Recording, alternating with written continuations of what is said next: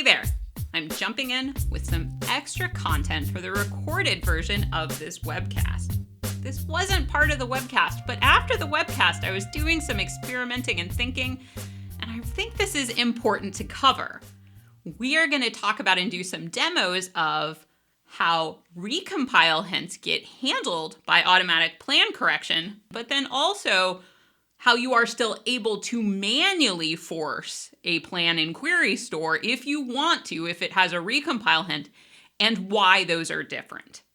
So first up, spoiler, automatic tuning. The automatic plan correction feature is designed to ignore queries that have recompile hints. Now, I was doing some extra testing and I was like, okay, every time I use a recompile hint, I can't get automatic plan correction to kick in, but of course that doesn't mean it could never kick in.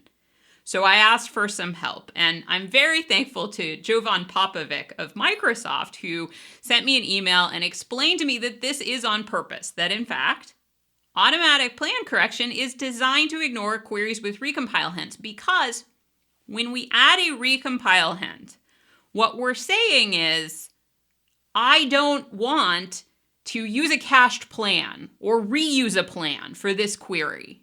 I want a fresh new plan.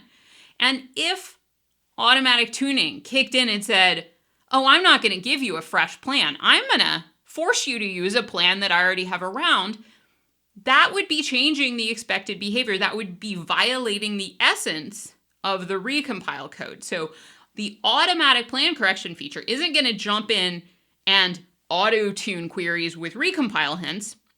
However, we as individuals, using just query store, not the automatic plan correction feature, but just using query store, we can manually force a plan for a query that has recompile in it.